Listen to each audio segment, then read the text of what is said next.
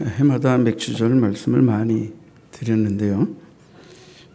이 맥주절은 이스라엘 백성들의 출애굽의 여정의 광야 생활을 기억하도록 하는 절기입니다. 광야 생활은 어려웠던 고난의 시절이죠.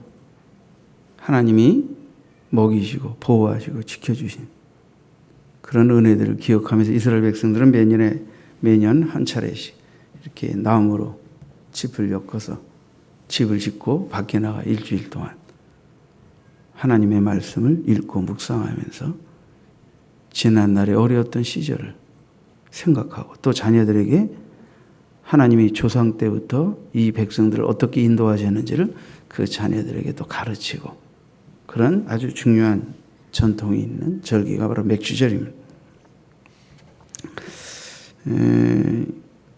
여러분, 이 맥주절을 통하여 우리가 그동안도 많이 나누었지만 꼭 잊지 말기를 하나님께서 그 백성들에게 원하시는 것은, 그죠? 어려웠던 때 하나님이 어떻게 너희를 구원하시고 보호하시고 인도하셨는가를 잊지 말라는 거예요. 잊지 말라는 거예요. 그리고 그들이 이제 가나안 땅에서 소출을 얻어 기뻐하게 될 때, 그죠? 하나님의 이 축복과 은혜를 또 감사하고 그 은혜를 잊지 말라는 것이죠. 이 맥주절을 통하여서 우리가 영적으로 조금 더 깊이 묵상하고 생각해야 할 것은 이스라엘 백성들이 농사 짓지 않고 땅에서 소출을 얻을 수 없는 광야 생활의 40년 동안에도 하나님은 그들을 줄여 죽지 않게 하셨다는 거예요. 그러면서 하나님이 진짜 그들이 알게 하시는 것은 사람은 떡으로만 사는 게 아니라 하나님의 말씀으로 사는 거다 하는 것을 알기를 원하셨다. 또 하나는 가나안은 이제 농경사회로 들어오는 거예요. 유목민 사회에서. 그렇지만 하나님은 광야 생활을 기억하면서 그들에게 인간은 하나님 앞에서 나그네다 하는 걸 기억하길 원하셨어요. 무슨 가요의 인생은 나그네 길 어디서 왔다 어디로 가는가 모르고 부르는 그 노래 가사를 떠올리지 마세요. 성경에서 말하는 나그네라는 것은 인간은 하나님이 허락하신 육신의 삶을 떠나 영원한 하나님의 나라로 간다. 그러니까 이 땅의 삶은 전부가 아니다. 그죠? 그러므로 우리의 인생이 이 땅에서 무엇을 얻고 이루는 것에 다 전부 목숨 걸고 살 일이 아니라는 거예요. 잠시 살게 하시다 이제 그만하면 다시 본향으로 돌아가야 하는 거예요.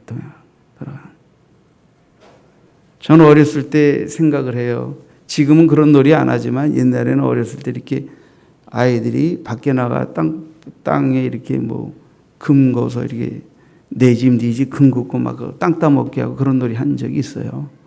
해가 지고 뉘어 어두워지면 이제 집안에서 어머님이 부르죠. 얘들아 저녁 먹을 시간 됐으니까 들어오라고. 그러면 그냥 열심히 뭐 땅 따먹게 하고 서로 치열하게 경쟁했던 그 모든 근거던 자기 땅 다 내놓고 집으로 들어가요. 언제 네 땅이네 내 땅이 하는 것처럼. 하나님이 우리를 그렇게 부르시면 그렇게 가야 되는 거예요. 응? 하나님은 이스라엘 백성들에게 너희는 나그네다. 나그네다. 자, 그럼 이 맥주절에 오늘은 여러분들에게 맥주절에 우리가 나누지 않았던 또 한 말씀을 여러분들과 나누기를 원해요. 오늘 말씀은 그냥 매년의 맥주절이 아니라 면제년 맥주절마다, 그러니까 이거는 뭐예요? 안식년이죠. 7년에 한 번씩 오는 안식년, 바로 이 면제년 맥주절마다 모세가 너에게 기록하여 남긴 이 율법의 말씀을 성소에 온 백성들이 나와 그 낭독하는 그 율법을 들으라 하는 거예요. 아주 독특한 행사가 7년 차 되는 맥주절마다 시행됐다. 그래서 이 부분에 대한 것을 여러분들과 오늘 말씀을 좀 나누려고 해요.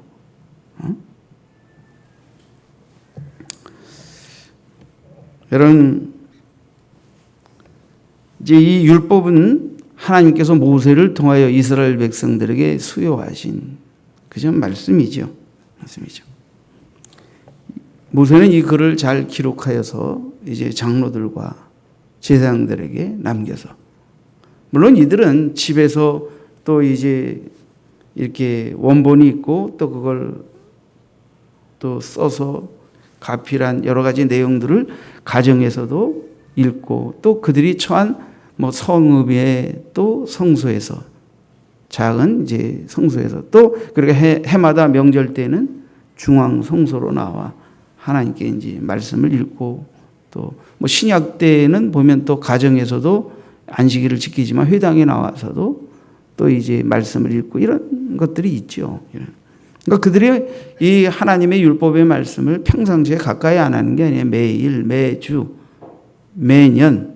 근데 매 7년 6월절에는 그 여호와의 율법의 말씀을 온 백성들이 중앙 성소에 나와 거기에서 그 율법의 말씀이 낭독되어질 때 그것을 듣는 아주 특이한 굉장히 중요한 의식을 거행했다 하는 거예요. 왜 이렇게 했느냐? 이것이 무슨 의미가 있느냐? 이러한 것들을 생각하면서 좀 더 매해보다 7년마다 있는 면제년의 맥주절에 행해졌던 이 율법 낭독의 이 귀한 의식이 우리에게 주는 메시지가 뭐냐, 이런 걸 여러분과 좀 나누려고 합니다.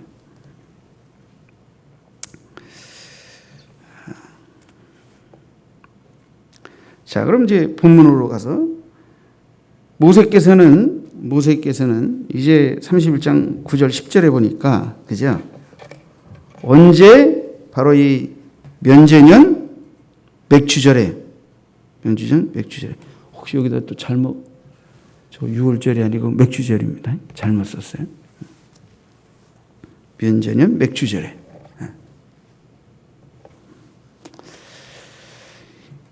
우선 이 언제냐 면제년 맥주절에 모이라고 그랬으니까 이 면제년의 의미와 맥주절의 의미를 좀 이해하고 그 바탕 위에서 말씀을 드려야 할 필요가 있겠죠. 면제년은 그 의미는 간단해요. 면제년이라고도 하고 안식년이라고도 했는데 7년 차마다 땅이 쉬었어요. 땅이 쉬니까 어떻게 돼요? 모든 백성들도 농사를 쉬게 돼요. 근데 하나님께서 특별히 여기 면제년이라고 말한 것은 땅이 쉬고 백성들이 농사만 쉰 게 아니라 그때 노예들이나 어렵게 산 사람들이 빚을 탕감받게 하셨어요. 그래서 면제라는 말이 나온 거예요. 채무자의 빚을 해방시켜 주도록 한 이 놀라운 해가 바로 면제년입니다. 여러분도 혹 빚이 있다면 그 빚이 탕감받으면 얼마나 그 빚에 대한 채무감의 억압으로부터 벗어날 수 있겠습니까? 우리나라도 물론 이제 서구의 금융기법을 들여온 곳이지만 때로는 사업을 하다가 본의 아니게 열심히 돈을 벌고 잘 하려고 했지만 실패하고 많은 빚을 지게 되어서 일평생 열심히 벌어도 갚을 길이 없는 채무에 눌려서 사람답게 인간답게 살 수 있는 길을 잃어버리게 될까 봐 국가에서 이제 성실하게 최선을 다해서 현재 버는 능력을 따라서 일정한 기간 빚을 성실하게 갚으면 상당히 많은 빚을 탕감시켜주는 회생의 절차에 관한 것들, 이런 것들을 시행하고 있죠. 뭐 이런 것과 같다고 보면 돼요. 정말 탕감받는 거예요. 면제받는 거예요. 물론 또 이거를 악의적으로 이용하는 또 악덕업주들이 있어요.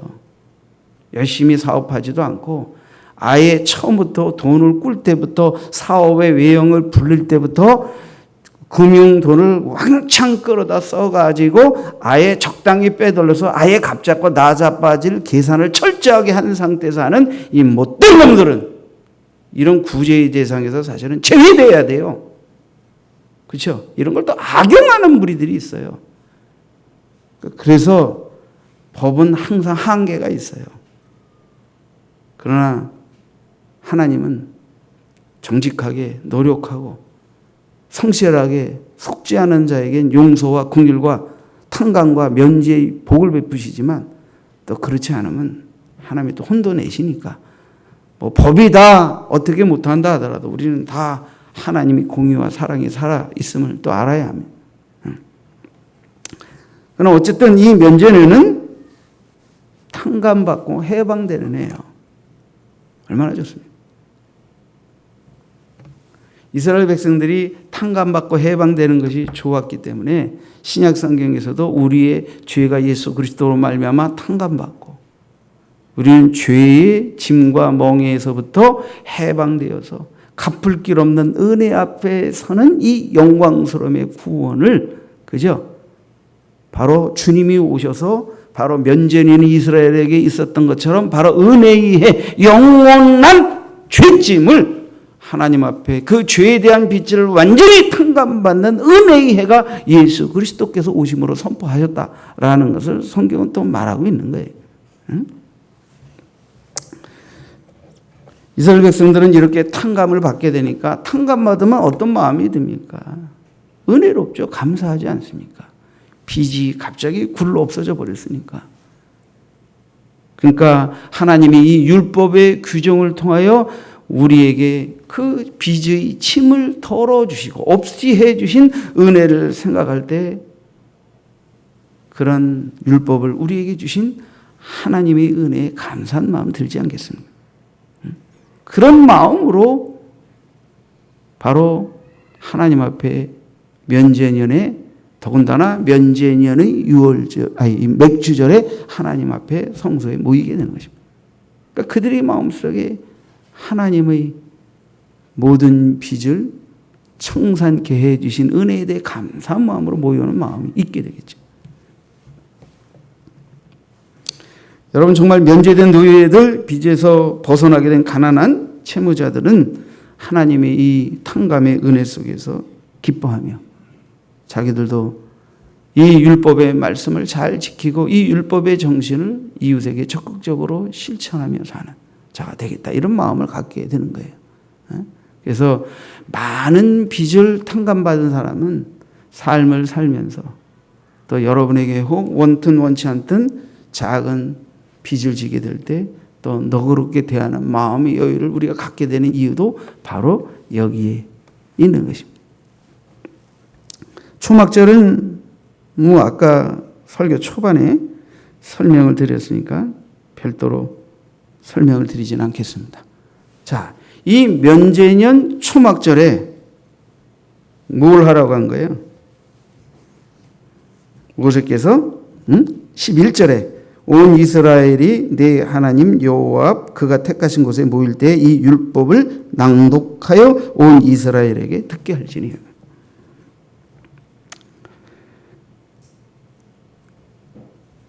그러니까 이 율법의 말씀을 누구에게 무슨 목적으로 낭독하게 한 것이냐 하는 걸 두 번째 좀 생각해 보길 바랍니다.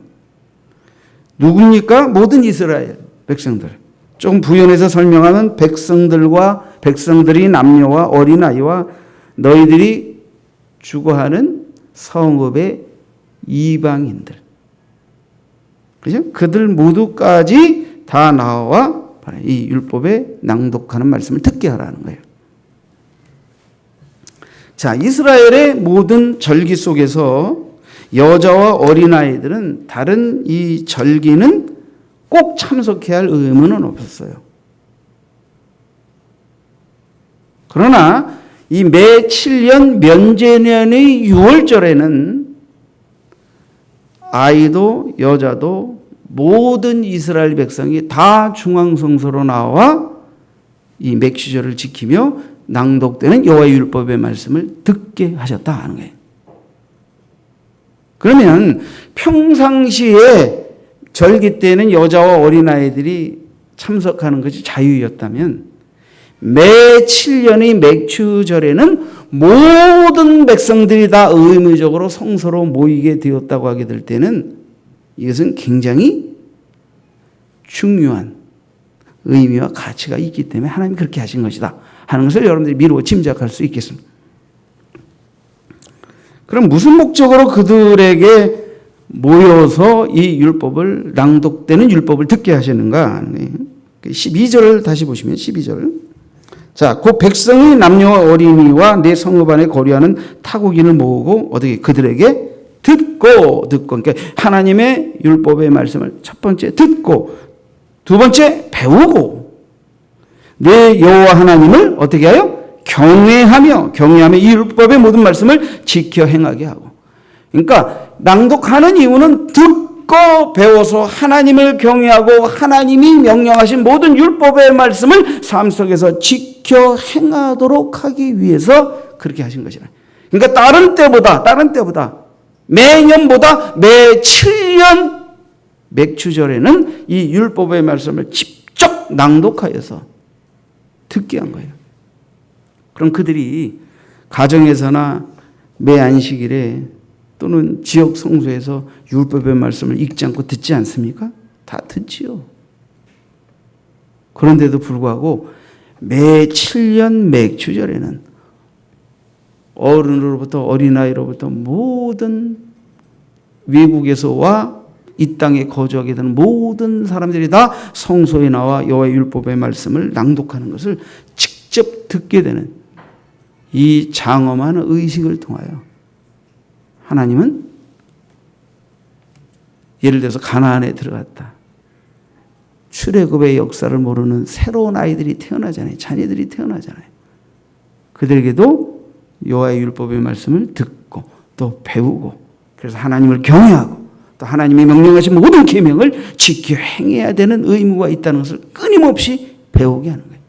이거를 매 7년마다 새로운 세대 그리고 기존 세대는 계속해서 상기하고 새로운 세대는 또다시 배우고 그죠? 이런 일을 반복해서 하게 하신 것입니다. 하나님께서는 이 맥추절에는 하나님의 말씀을 읽고 전하게 될 때 예를 들면 신명기 11장 19절에 보면 또 그것을 너희 자녀에게 가르치며 집에 앉아 있을 때든지 길에 갈 때든지 누워 있을 때든지 일어날 때든지 이 말씀을 강론하고 이렇게 하나님의 모든 말씀을 집에 있을 때나 앉을 때나 길 갈 때나 그죠? 아버지가 가정의 믿음의 대사장인 아버지는 그 자녀들에게 끊임없이 하나님의 말씀을 가르쳐야 된다. 근데 우리 아이들이 오직 하나님의 말씀을 듣고 배우는 것은 교회에 나와서밖에는 없다. 이거 오늘날 우리 가정의 비극입니다. 자, 정신 똑바로 차리고 오늘 우리 믿음의 아버지들은 좀 들으세요. 나중에 믿어서 기회가 없었던 건 어쩔 수 없지만 여러분 일찍부터 믿어서 믿음 안에서 세워져서 가정을 이루고 자녀들 낳아 기르는 동안에 가정 안에서 아이들에게 하나님의 말씀을 가르쳤느냐. 이게 중요한 거예요. 말로만 가르친 것이 아니고 행함의 모범으로도 가르치고 여러분의 모든 교훈과 훈계 속에서 아이들에게 하나님의 말씀을 가르쳐서 하나님을 경외하고 그 뜻대로 순종하며 사는 삶이 그게 하나님께 복받아 사는 삶이라는 것을 철저하게 가르치고 또 그렇게 믿고 따르는 모범을 보이느냐 이게 굉장히 중요한 것입니다. 이것이 하나님의 백성으로서 또 미래의 세대들에게 하나님의 백성으로서 복받아 사는 이 하나님의 복을 유전시키고 계승시키는 귀한 믿음의 제사장으로서의 책임을 완수하는 것이라는 거예요. 지금까지 못했다면 남은 생애 동안이라도 최소한 일주일에 한 번씩 가정 예배를 통하여 이 믿음을 실천할 수 있게 되길 바랍니다. 꼭 말씀을 느낀 것을 전하고 강론해도 좋고, 그리하지 않는다 하더라도 일정한 하나님의 말씀의 본문을 직접 함께 낭독하고 또는 교독하고 윤독하게 하면서 직접 말씀을 듣게 하는 이런 것들이 가정 안에서 실현되는 것이 아주 좋다 하는 거예요.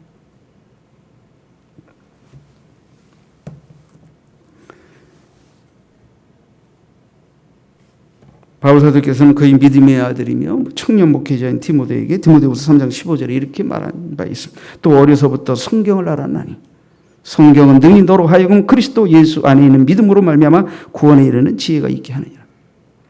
사도 요한께서는 율법은 하나님께서 모세를 통하여 주신 것이고 예수 그리스도로 말미암아 너희가 구원에 이르는 이 놀라운 복음을 하나님 우리에게 주셨다. 그래서 하나님은 예수 그리스도를 모든 율법의 완성자로 이 땅에 오셔서 그를 믿는 자들에게 구원을 주신, 이스라엘 백성들이 율법의 말씀을 낭독하듯이 우리 그리스도인들도 하나님이 주신 모든 계명을 하나님의 백성답게 지킬 뿐만 아니라 하나님의 구원의 복음의 진리를 우리가 끊임없이 읽고 묵상하고 또 자녀들에게 가르치고 전해야 할 책임이 있는 것입니다. 그러면 세 번째, 어디서 이 일을 행하느냐? 성경은 여호와 택한 곳에 모이라 이렇게 말씀하고 계세요. 당연히 예루살렘이죠. 성소가 있는 곳이죠. 물론 이제 성소가 세워지기 전에 성막이 있는 곳, 그죠? 그 뒤에는 성전이 세워진 곳으로 중앙 성소로 이스라엘 백성들이 다 모였겠죠. 자, 이 부분이 정말 중요합니다. 가정에서도 지역 성소에서도 다 말씀을 읽고 묵상하고 강론하고 했는데 그것도 매년도 아니고 7년마다 면제년의 맥추절에 7년마다 한 번씩 모세께서 직접 써서 전해진 율법의 원본을 직접 낭독하는 의식을 행했을까?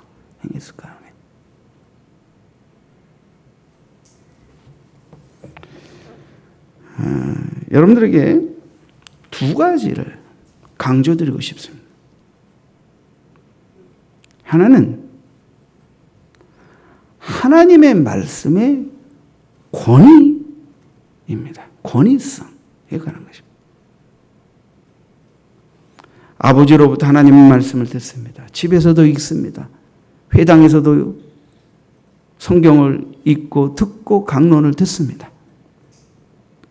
그들이 매 7년에 온 이스라엘 백성들이 성소에 모여 직접 하나님의 모세를 통해 하사하셨던 율법의 말씀이 낭독되는 것을 들을 때 하나님이 정하신 면제년의 맥추절에, 면제년이라는 것만으로도 어떤 의미가 있습니까? 거기다 맥추절에 어린아이부터 여자부터 온 이스라엘 백성 타국인까지 다 모여와 하나님의 모세에게 직접 말씀하신 말씀을 듣게 되는 이 장엄한 의식을 통하여 이스라엘 백성들에게 하나님의 말씀의 권위의 뭐라 그럴까, 이 무거움을 느끼게 하려는데 하나님이 이 의식과 명제를 제정하신 목적이 있다, 이렇게 보면 됩니다. 여러분의 삶에 하나님의 말씀에 최고의 권위를 두십니까?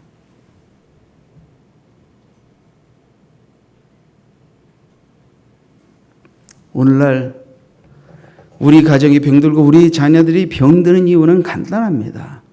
아버지가 하나님의 말씀으로 돌아가 말씀을 통하여 인격과 삶을 인도받고 그 말씀 위에 세워진 삶을 바탕으로 자녀들이 새로운 삶을 하나님이 뜻 가운데서 견인하는 모범을 보였어야 됐는데 그 권위를 빼앗기고 잃어버린 상태에서 그냥 내 경험, 내 지식으로 아이들을 가르쳤기 때문에 아버지로서의 권위도 인정받지 못하고 자녀들의 이 삶을 자기보다 더 나은 하나님이 축복하실 수밖에 없는 삶에 직면하도록 인도하는데 실패하게 될 때 우리 가정 안에 많은 문제가 생기게 되는 것입니다. 여러분이 하나님을 사랑하고 하나님의 말씀 위에 여러분의 삶을 세우고 여러분의 인격을 하나님의 말씀 위에 세우게 되면 여러분이 하는 말 속에 하나님의 말씀이 있고 하나님을 본받고 그 말씀을 가장 큰 권위로 받아들이고 따르고 순종한 고백이 있기 때문에 자녀들도 자연스럽게 하나님의 말씀의 최고 권위성을 그 삶 속에 받아들이고 항상 어려운 일이 있을 때 힘든 일이 있을 때 하나님의 말씀이 뭐라고 말씀하시나에 귀 기울이면서 그 말씀이 권위 앞에 복종하며 따르며 순종하는 삶을 사는 훈련을 배우고 그렇게 훈련받게 되는 것입니다. 그러니까 이 하나님의 말씀의 권위, 이 무게를 느끼게 하기 위해서 하나님 이렇게 하신 거예요. 두 번째, 비슷한 표현이긴 하지만 매 면제년 맥추절에 그들이 또 모여와 낭독하는 여호와의 말씀을 듣는 이유는 하나님의 말씀의 중심성입니다.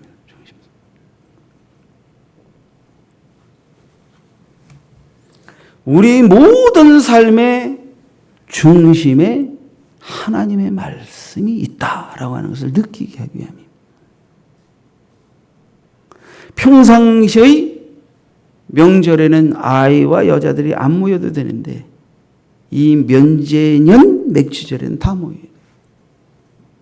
그만큼 하나님의 말씀의 권위와 하나님의 말씀 안에 다 모여와 엎드리고 그 말씀을 경청하는 이 모습 속에서 우리의 모든 삶의 주인과 다스림과 인도하심이 하나님이시며 그 말씀이라고 하는 것을 그들이 느끼면서 말씀이 자연스럽게 그 삶의 가장 중심이 되고 최고 권위가 되는 이 훈련을 이런 장엄한 의식을 통해 그들이 느끼고 배우게 되는 것입니다.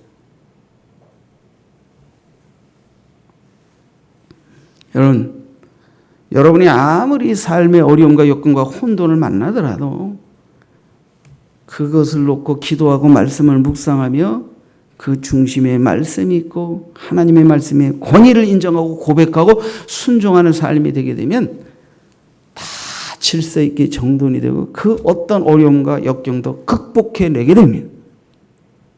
그래서 성도가 어려움과 시험과 환난을 만나게 될 때 말씀으로 돌아오고 그 권위 앞에 복종하며 순종하며 하나하나 치료받게 되면 여러분이 당한 어려움은 여러분의 삶을, 여러분의 생명을, 여러분의 가정을 완전히 숭두리째 무너뜨릴 것 같지만 그 말씀의 능력과 권위 앞에서 순종하며 한 걸음 한 걸음 다가오기 시작하게 되면 언제 내 삶이 그런 어려움이 있었냐 생각할 정도로 일정한 시간이 지나고 나서 보니까 그 어려움과 고통 속에 여러분이 진정한 해방과 자유를 느끼고 하나님의 은혜 아래에서 살아가는 모습으로 바뀌어진 삶을 선물로 받게 된다고 하는 것입니다. 여러분, 비유적으로 이렇게 설명해 보겠습니다. 여러분의 삶이, 여러분의 산업이, 여러분이 지금까지 살아온 삶이 여러분에게 약속하시고 여러분이 그 말씀 안에 거하고 그 말씀의 권위와 그 말씀의 중심 속에 들어가 여러분이 그 말씀에 순종하며 살아온 삶이었기에 그 말씀을 가지고 쫙 들면 여러분의 인생과 삶이 반짝 들릴 수 있는 그 말씀의 중심성, 하나님의 중심성, 하나님의 말씀하신 것에 대한 중심성이 여러분의 삶에 있게 되면 여러분은 정말 승리로 믿음 생활을 하는 것이고 바로 하나님은 모세를 통하여 이렇게 매 7년 면제년의 맥추절에 여호와의 율법을 낭독하라고 명령하신 그 뜻, 그 의도, 그 의미가 바로 여기에 있다 하는 것을 여러분들이 이해하시면 좋겠습니다. 여러분, 의미 있는 해, 면제년이죠. 모든 것을 탕감하는 해.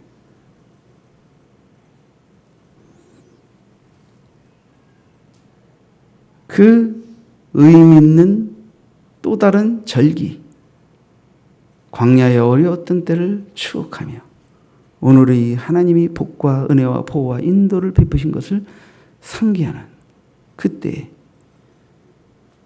하나님이 특별히 거룩하게 성별하신 곳으로 나와 여호와께서 직접 모세에게 하사하신 율법의 말씀이 낭독되는 것을 듣는 상황 속에서 그들은 하나님의 말씀의 권위와 그 하나님의 말씀의 무게를, 그 중심성을 온 영혼 온 가슴으로 받아들이며 남은 평생 날마다의 삶 하나님의 말씀을 거역하고 하나님의 말씀을 떠나서는 살 수 없다는 다짐과 맹세와 헌신과 사랑함과 그 말씀을 따라 살겠다고 하는 맹세를 하나님께 드리게 되는 이 위대한 의식이 온 이스라엘 백성들이 하나님께 올리는 맥주절인데 이게 매 7년 면제년마다 드려진 맥주절이었다는 거예요.